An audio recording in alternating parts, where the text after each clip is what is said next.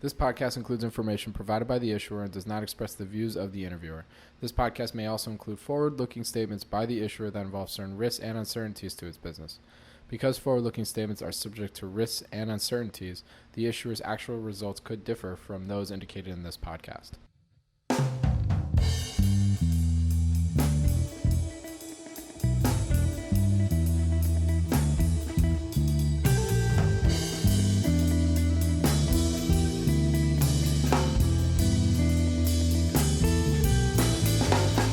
Welcome to the Planet MicroCap Podcast. I'm your host, Robert Kraft, and thank you all so much for the support and for tuning in, and I hope everyone had a very happy holidays. You can follow Planet MicroCap on Twitter at Bobby K. Kraft, that's BOBBYKKRAFT, and you are listening to episode 58. If you have any questions or comments, please feel free to tweet at me or shoot me an email at rkraft@snnwire.com. And when you do get a chance, if you like what you hear, please rate and review Planet MicroCap on iTunes. It really helps provide feedback for me and spread the microcap message. For this episode of the Planet MicroCap Podcast, I caught up with Sean Iddings, co-author of the book Intelligent Fanatics, Standing on the Shoulders of Giants. I previously had Sean on the program to discuss the first book in the Intelligent Fanatics series, and as a fan, I was excited to read and learn more about the next one. As you will hear, Sean discusses the differences between the two, and we take a deeper dive on some of the common themes amongst intelligent fanatics. The goal for this episode is to learn more about Sean's latest work dissecting and analyzing intelligent fanatics, as well as the importance of mentors and compounding your network. Thank you again for tuning in to episode 58 of the Planet MicroCap Podcast. Please enjoy my interview with Sean Iddings, but first, a word from our sponsor. To my loyal listeners, subscribers, and fans, Robert Kraft here, your host on the Planet MicroCap Podcast. The 2018 Investor Conference season is upon us. Where are you going this year? I'd like to take a second to invite you to join me and some of the guests you may have heard on this podcast to our annual MicroCap Investor Conference, the Planet MicroCap Showcase, April 24 to 26, 2018 at the Planet Hollywood Resort and Casino in Las Vegas. The Planet MicroCap Showcase will be 2.5 days of company presentations, networking opportunities, an educational workshop, and you get to meet privately in one-on-one meetings with management of well-known public and private microcap companies. We are back with new surprises and programming that you will not want to miss. So join us for the Planet MicroCap Showcase, April 24 to 26, 2018 at the Planet Hollywood Resort and Casino in Las Vegas. For more information and register to attend, please visit www.planetmicrocapshowcase.com. See you in Vegas. For this episode of the Planet MicroCap Podcast, I have Sean Iddings on the program. He is the co-author of the book Intelligent Fanatics, Standing on the Shoulders of Giants. Sean, welcome back to the Planet MicroCap Podcast. Bobby, thanks for having me again. It's great to have you back as always, and congratulations on another great book. I really did enjoy reading it. Thanks for reading it, Bobby.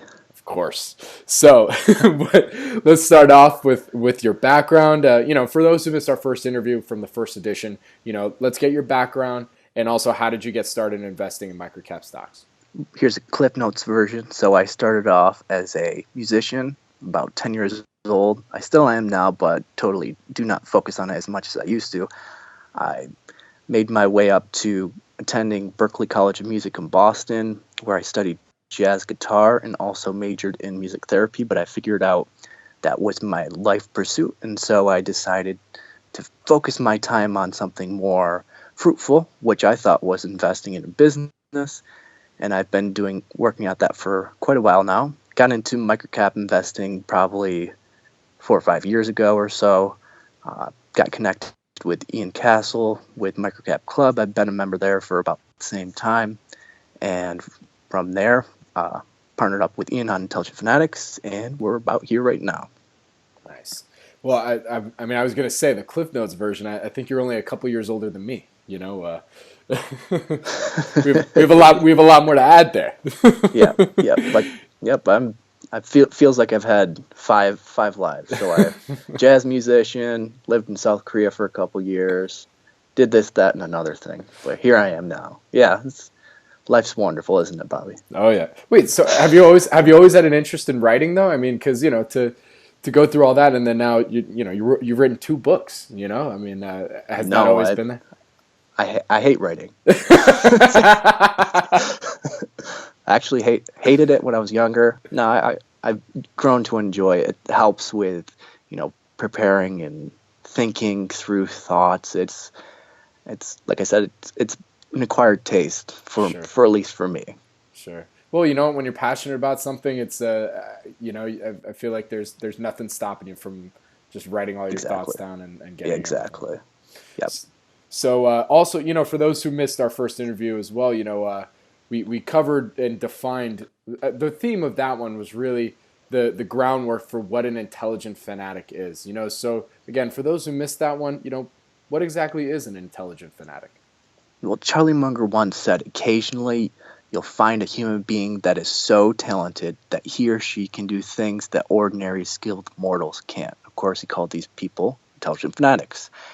And we see in the business context that is an individual who has an uncanny ability to start a business or organization from scratch, or turn around a laggard and build it into a market leader that dominates for decades.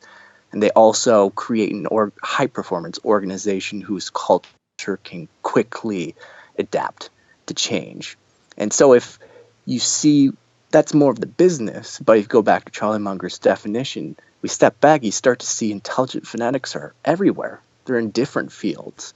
So we have leaders of human organizations such as, say, like professional football. And then you have your namesake, Robert Kraft, the owner of the New England Patriots, and who he's brought in, Bill Belichick, who has dominated professional football for nearly 2 decades, which is phenomenal.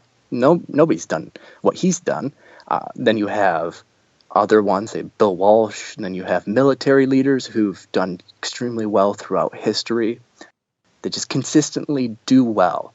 Then you have musicians who's also achieved elite results over many decades, and craftsmen, artists, you name it. So anybody who's really been able to consistently put up elite results for decades, we call them intelligent fanatics. So that's a business perspective and also a bird's eye view of what an intelligent fanatic is. Mm-hmm.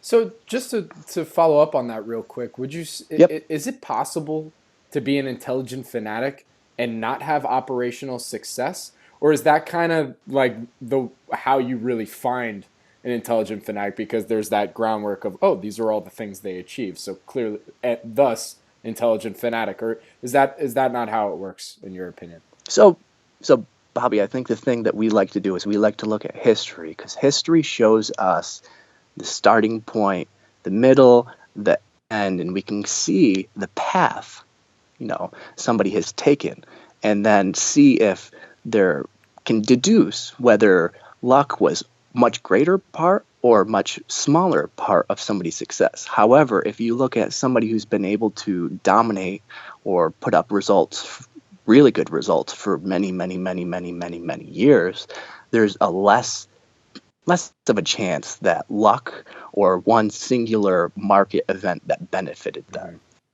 So that's kind of where we see it. So right now, a lot of people will say like, "Oh, who's an intelligent fanatic?" Now it's a little hard to tell in the current time, but we like to learn from the past to help us see in currently and in the future. Mm-hmm.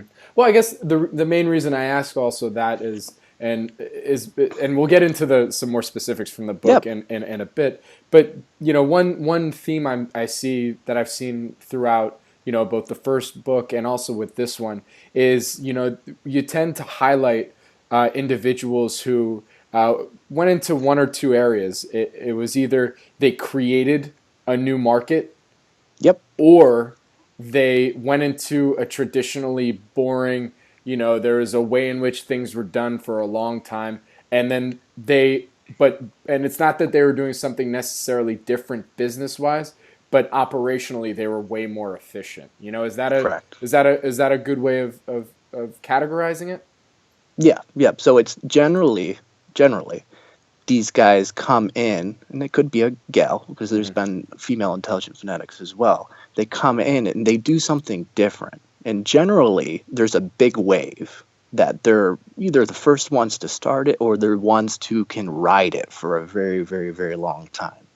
But again, there are those special characters who are able, like I said, to turn around a laggard in terms of a business that's kind of boring and get some extremely good results out of it.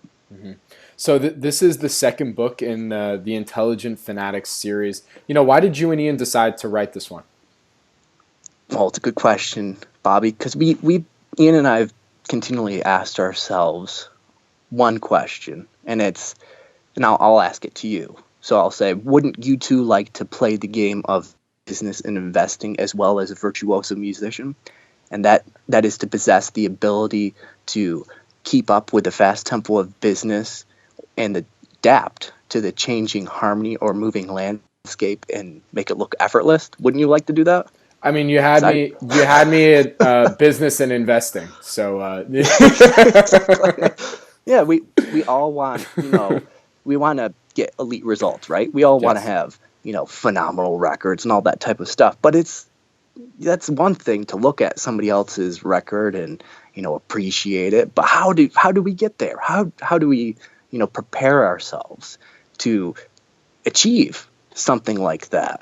So we started to look at how Intelligent Fanatics, how they prepared themselves. And for me, not surprisingly, I've noticed this with musicians, and especially jazz musicians, how they prepare themselves to get these great results. And it takes a lot of effort and discipline. And so we noticed there's this mentor-apprentice model that Intelligent Fanatics have, but also musicians. And it's just common with a lot of people, whether it's a direct apprenticeship or an indirect one. So we've highlighted that as our theme. So standing on the shoulder of giants is something that Intelligent Fanatics do. And that's what Ian and I are trying to do ourselves, but also help other people stand on top of Intelligent Fanatics' shoulders to see farther. That idea of compounding your network, so to speak, right?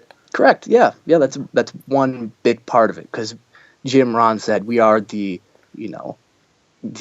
sum of the 5 people we spend the most time with, right? And so if you're rubbing shoulders with the eminent dead who have achieved extremely good results and others who are achieving great results in the past and still today, it should rub off on you.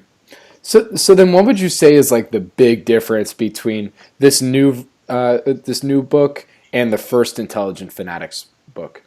And so in addition to a lot of that preparation that I was talking about, how Intelligent Fanatics got to where they got, we look at 9 more case studies, and we look at each leader's story and identify more of the characteristics that made their organization and themselves as a leader special. But through feedback of the first book and through personal reflection, Ian and I decided that it's really good to have a contrasting example with each one, so we can see how, get a better picture of how special these leaders and organizations were or are. And this is more of a holistic approach, and like I said, should help people see, these guys, these leaders were extremely good at what they did, and we can kind of pick the good things that they did and try to internalize them to, be able to see them in other leaders today, or just utilize them for our own personal gain. Also, Sean, since our last interview, you and Ian have turned IntelligentFanatics.com into a hub for information covering the subject, as well as launched a subscription service. Can you tell me a little bit more about this? Of course, Bobby. So Ian and I found that there's a lot of information that we go through to make these case studies that are extremely worthwhile in internalizing. And so we had been putting them in our Dropbox folder, and we decided, hey, why don't we put them out there in the public and help, just shine a light on all of this wisdom, which should be internalized by investors, leaders, and entrepreneurs. And so we built the site to store that wisdom. And from there, we built a community around studying and internalizing greatness. And so members have access to our community in exclusive members forum, and there they can collaborate and learn from each other. And it's actually really interesting to see the members that we're bringing in. We have some operators, we have really good investors, and many others who are seeking wisdom. And we're also giving members copies of our book as ebooks. And the one thing I think is really special that we're doing is we're giving exclusive case studies from now on. We have a couple we've done, and I can give you one example. There's one that we just recently released on Ernest Henderson. He's the co-founder of Sheraton. I'm sure most people haven't heard his story before. Just amazing to hear him and his buddy Bob Moore going from flipping rebuilt Fords that they built in Harvard's dormitory yard, and they made a pretty nice profit doing that, to foreign exchange that they got into, and then from there they went into importing German war surplus goods, to picking up real estate and public investment trusts, pennies on the dollar during the Great Depression, and then turning that, it was sort of like a open-ended mutual fund, and buying up one hotel, turning it into the most profitable hotel in the U.S.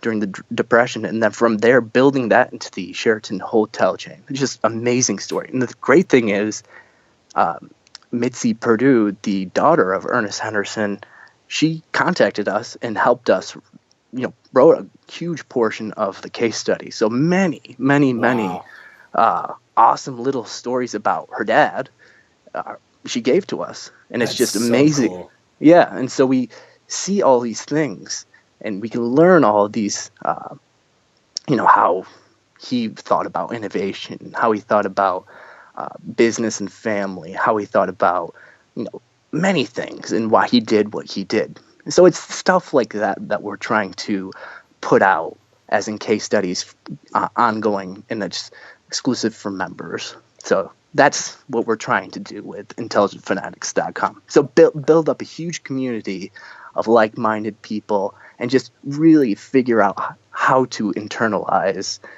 all of this great wealth of information that's out there that, is just laying there for us to take.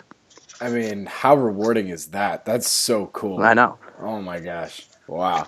And I mean, I'm pretty sure I may have asked this on the first interview, but I mean, how do you find Intelligent Fanatics? I mean, do you just go through the Fortune 50 or Fortune 100 list and say, oh yeah, okay, is this, how do you go about sourcing your material? Well, we keep an eye out for anything. One thing that I particularly like to do, Ian, he reads a bunch of books from any, historically really good operator. Mm-hmm. And I don't know really how he does it, but he's awesome at finding lots of good Intelligent Fanatics stuff and content. For me, I like to go in old newspapers and dig there and dig in old stuff, and I find lots of wonderful information, and it's kind of hard to find that kind of stuff. It takes a lot of time.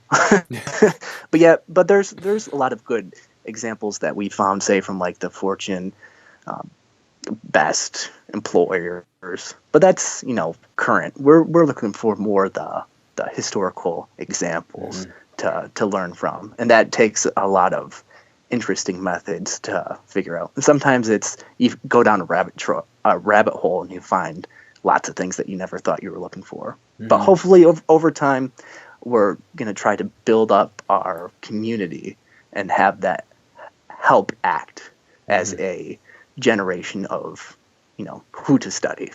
It's interesting too when going through a few of the chapters in the new book and as well as in the old book as well. You see, you have the Intelligent Fanatic in place, and then they hand off the business to someone else, and you can really see how really the contrast in styles.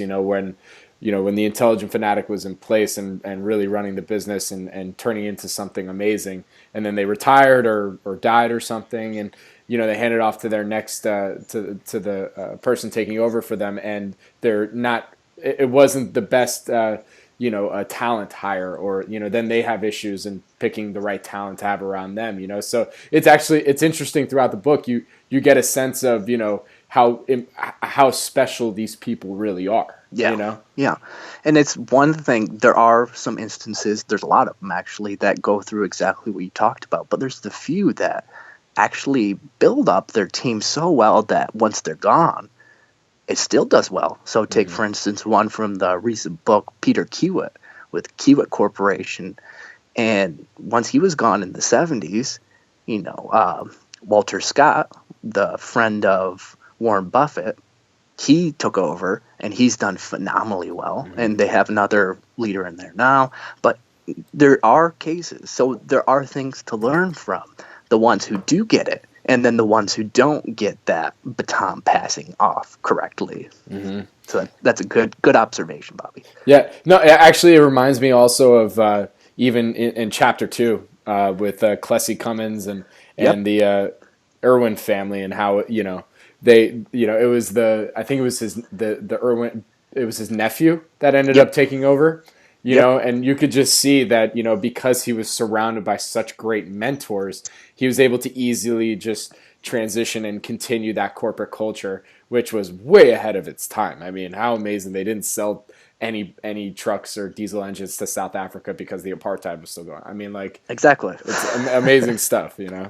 Yeah, exactly. So actually, we're already getting ahead of ourselves in terms of my line of questioning here, because I do want to get into the novel a little bit, as we've already have, but not give too much away, Yeah. But there was this one line towards the beginning where it's in there. It says, and I quote, that we're searching for and emulating those who are already giants in their chosen field is the shortest path to attaining success, end quote. What would you say then is the difference between being able to recognize talent and being lucky? That's a good question, Bobby. So in every case of success, any case, luck is a large component. And I think any of the fanatics, a lot of them did state this specifically, that luck was extremely important. I have a really good friend who's an extremely good business operator, and he told me this. He said, business success is 65% luck, 28% courage, and 7% skill in the short term. And like I said, this is more over the short term. So luck is a huge component. But I think over time, luck is less important. Skill grows from 7%, say, to more than 50% over, say, a decade. And since art history already provides us with examples of what did happen, we can see, the one-hit wonders. We can see those who are just merely lucky. And from there we can kind of weed out the ones who are more the consistent winners and try to emulate the best of those. And from there, with proper effort, discipline, and internalization, we can increase our own odds of being luckier. So I think that's the main thing. The main theme, say, would be this. Tons of preparation, effort, and discipline, the right effort, discipline, will help you increase the odds of being luckier. And then over time, if you have the right skill, that should help you maintain success. That's interesting. I also thought, in reading in that chapter and also, throughout the book, it also seems that, luck plays such a factor in just the being able to find the network that, ends up helping you become who you are. I was listening to Exactly. I was listening to this podcast called How I Built This. I'm sure you know it. Yep. And the most recent episode about LearnVest, and with I believe her name is I don't want to. I don't want to. I'm blanking on it, but I think it's Alexa actually. Von Tropel, that's it. Okay. And she was making mention about how, when it came to networking, she hustled her tail off. She took meetings with everybody. She was all about building that network, and it wasn't necessarily that she was, fell into, her lap, some of the best mentors, of her time, but Yep. she really hustled to get it. Would you say that, nowadays it's a lot easier than to make that network for yourself? And maybe, historically, some of these guys, it just a lot of luck just kind of played into it, no? Yeah, I think, well, I can speak from not experience, but I studied it and kind of internalized it a bit more with music. Take, for instance, say jazz. Everything was based around your locality. So the quote unquote jazz cats, so the guys who did really well in jazz, say in the 20s, 30s, 40s, 50s, they just lived in a particular city or near one where they were surrounded by these wonderful players, and they had access to these direct mentorships, and then from there they were able to work together to achieve something, and continue to better themselves and learn from these giants, say. So I think historically that was networking would have been much more difficult, or luck played a much bigger part. But now, say with the internet, it's a bit easier to connect with people who are not directly near you. Right. Well, it's more localized, Correct. Right? But with the internet now, it really, actually, I don't. Without the internet, I don't know if me and you would have met. Exactly. That's the thing. So I think it's a bit easier, but then again, it's how do we properly utilize our network or our mentors to fully achieve our potential. Right. So another idea that came up in the book as well is this idea of stick-to-itiveness. I really like that phrase. I thought that was a very interesting point, that a lot of intelligent fanatics, they really feel this passion, and whether or not they're in an industry that they see growing year over year, but they see that how they are doing it or operating their business, will be different and eventually lead to greater success. It ends up that stick-to-itiveness paid off. But at what point do you think that it runs its course? Good question, Bobby. So going back to that one little equation that I gave to you from one of my friends, so I said 28% was courage, right? I think that stick-to-itiveness, that's courage, right? Do you have the courage to stick to something? Luck might not be on your side to begin with, but over time, if you stick to your process, you should be able to do well, right? So I think personally, and I'm not that old, but I've tried to learn as much as I can from other people and leverage their experience. I think it comes down to trajectory. What I mean by this is, I don't think it really runs its course.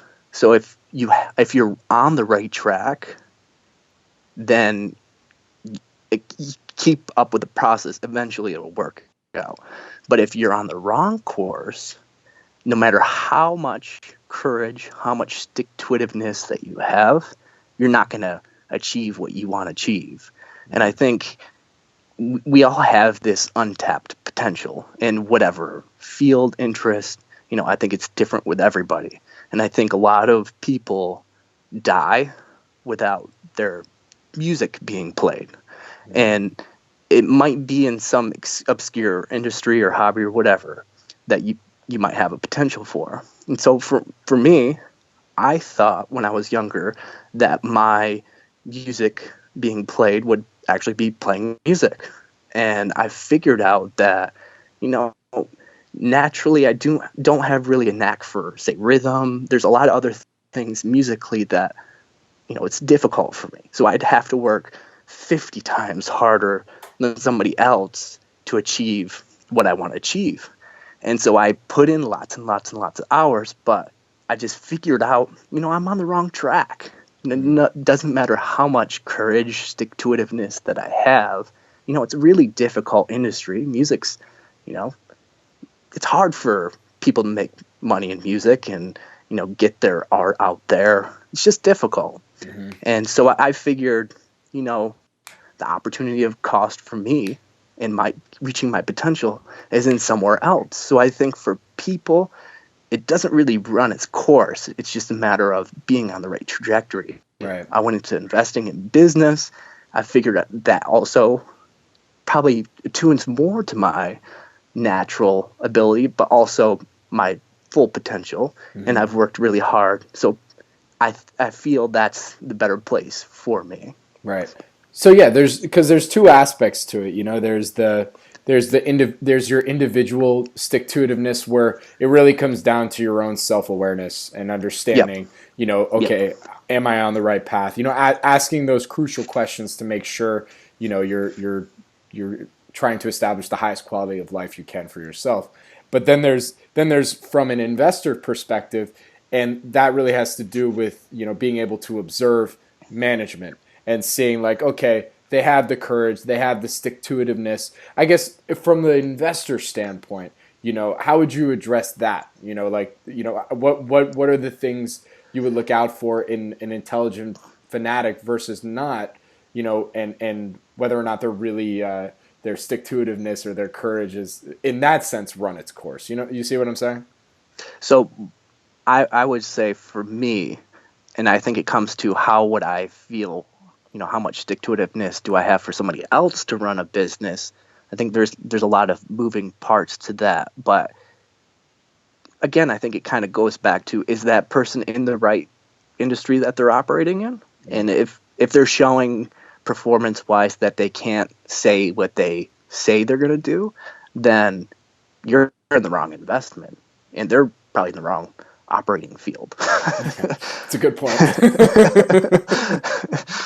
So it comes to, can somebody actually, back up what they're actually saying they're going to do, at least from the investor standpoint, and whether you can stick with somebody else. Right. So then, would you say that most, if not all, intelligent fanatics are also world-class improvisers? Why is this so important? And is there such a thing as too much improvisation to the point that you deviate too far from your original objective?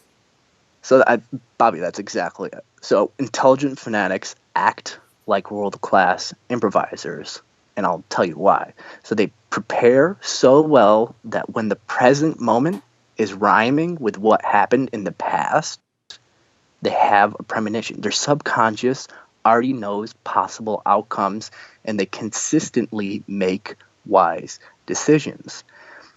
And then, again, coming from the jazz background that I have, jazz improvisers, they're prepared so well and so attuned to the current moment that when the song, harmony changes, the song changes, they play the right notes.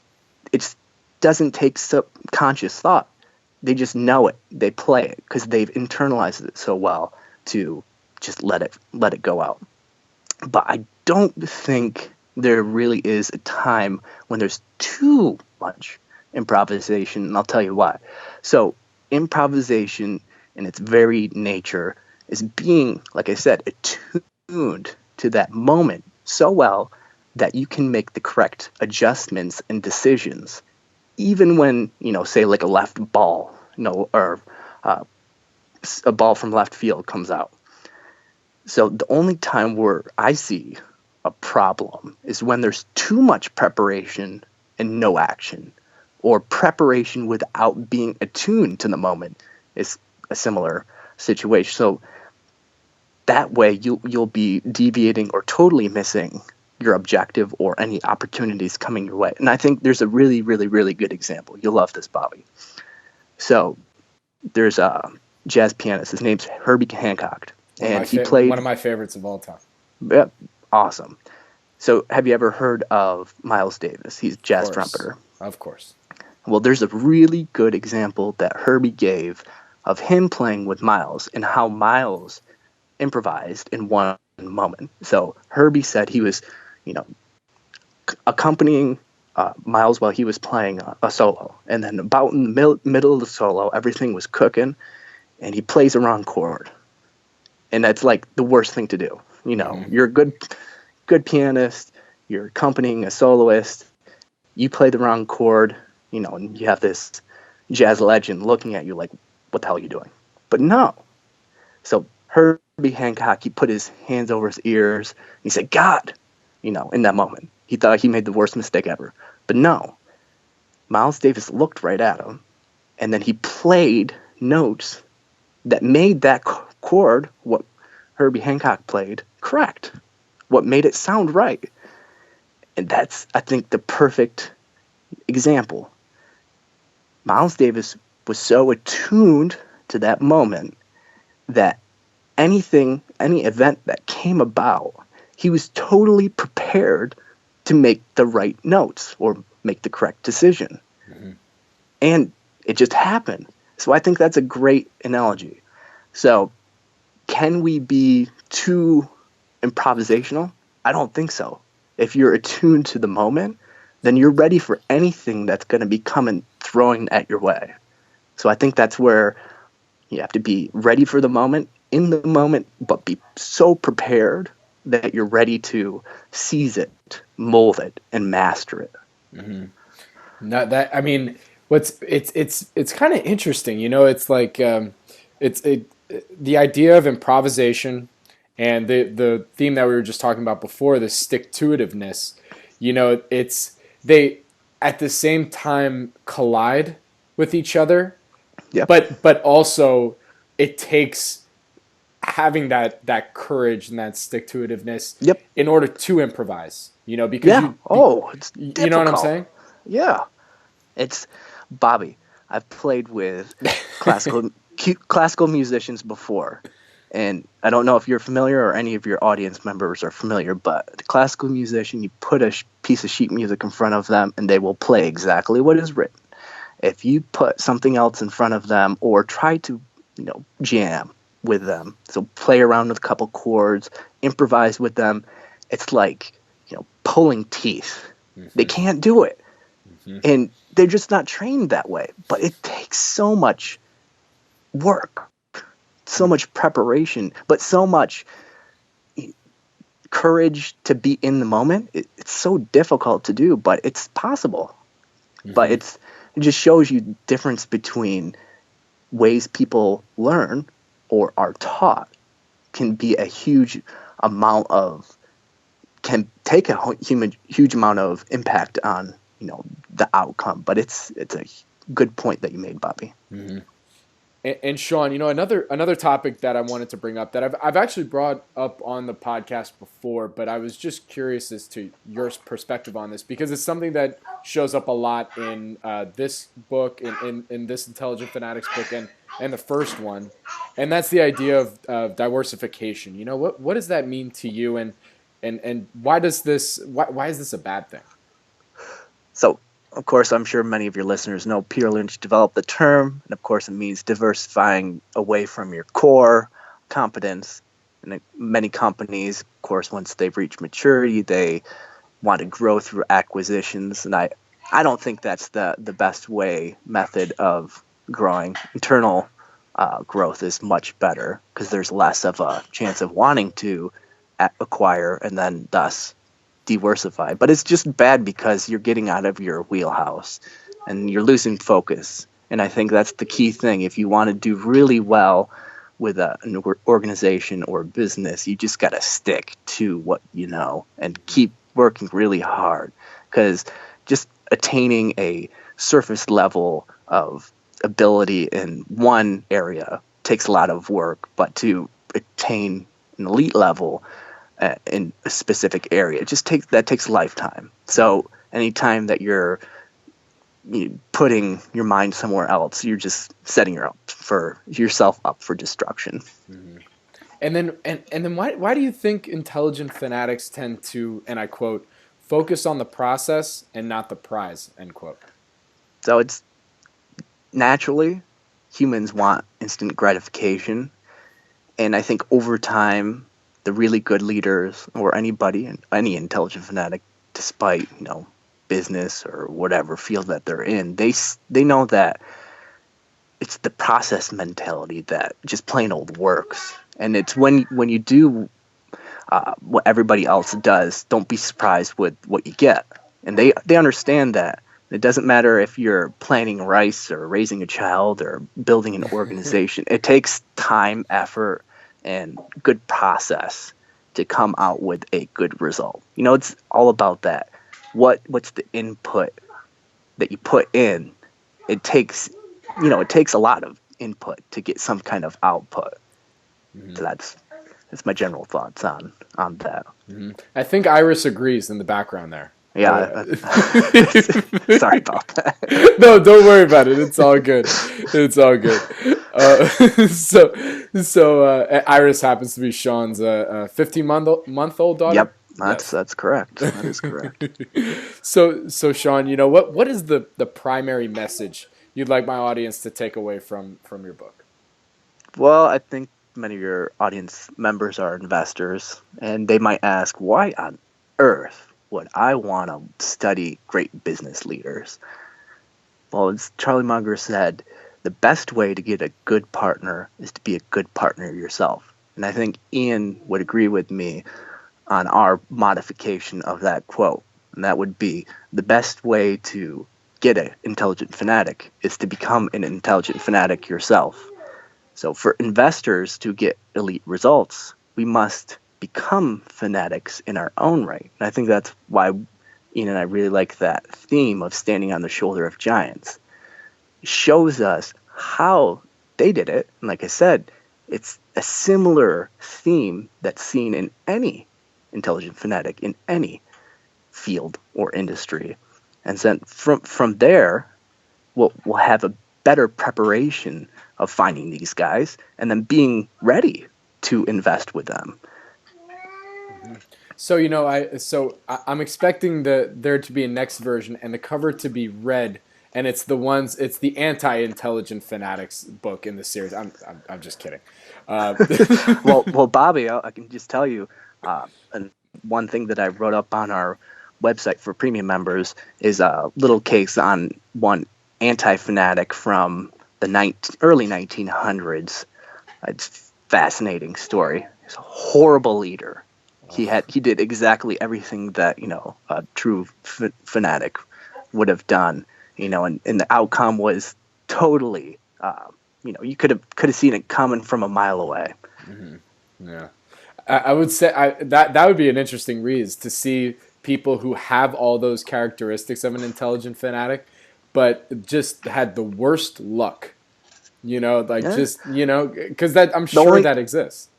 I'm sure there are some cases, but I think what we try to do, and again, kind of going back to that music analogy, is, if you're playing the drums, would you want to know all the times that you're not supposed to play? Hit the drum, or all the notes that you're not supposed to play and internalize them. So it's, we're just trying to figure out the best usage of our time, and I think internalizing the great successes, even a lot of the ones that are totally unfamiliar and unknown, is a very valuable use of time. Right. Don't worry, I'm getting plenty of the negative stories in business school. That's where we see the case studies. there you go. So we're supplementing with the good ones, right? Exactly. So Sean, where can my audience go and find more information about you, and can also go and buy the book? Well, you can go to IntelligentFanatics.com. Of course, we have a gold mine of free information there on our forums, as well as links to our book. If you become a member, you get both books free. You also get all the case studies that we've done, plus all the ones that we're going to write, and there's many really good ones that we're working on. And then you can also follow me on Twitter at Iddings_Sean, or if you just type in Intelligent Fanatics in the search thing, you'll find me. Or follow Ian at Ian Castle, and he also runs MicroCap Club, which is a fabulous group of people, and I know you talk about them quite often, and also have many members from MicroCap Club on. But yeah, that's how you can get a hold of us. But great, cool. And that's IntelligentFanatics.com and MicroCapClub.com. So Sean, I want to thank you and Iris for joining me today. And I want to wish you a very happy holidays and New Year. And, again, thank you for joining me. You as well, Bobby, and thank you again for having me on. All right. I'll talk to you soon, okay? All right. Bye-bye. Bye-bye. Thank you all for tuning in to the Planet MicroCap Podcast, and thank you, Sean, again for coming on to the program. You can access the podcast by going on to stocknewsnow.com under podcast, go to podbean.com and search Planet MicroCap Podcast, or on iTunes and search Planet MicroCap Podcast. Stay tuned for the next Planet MicroCap Podcast, where we'll have our next guest to discuss all things microcap. If you have any questions or comments about the podcast, please send an email to info@snnwire.com. I'd love to hear from all of you. This podcast has been brought to you by SNN Incorporated, publishers of StockNewsNow.com, the official microcap news source, and the Microcap Review magazine. I'm your host, Robert Kraft, and thank you again for joining me on the Planet MicroCap Podcast. Have a great week, everyone, and I'd like to wish you all a very happy and healthy new year and prosperous 2018.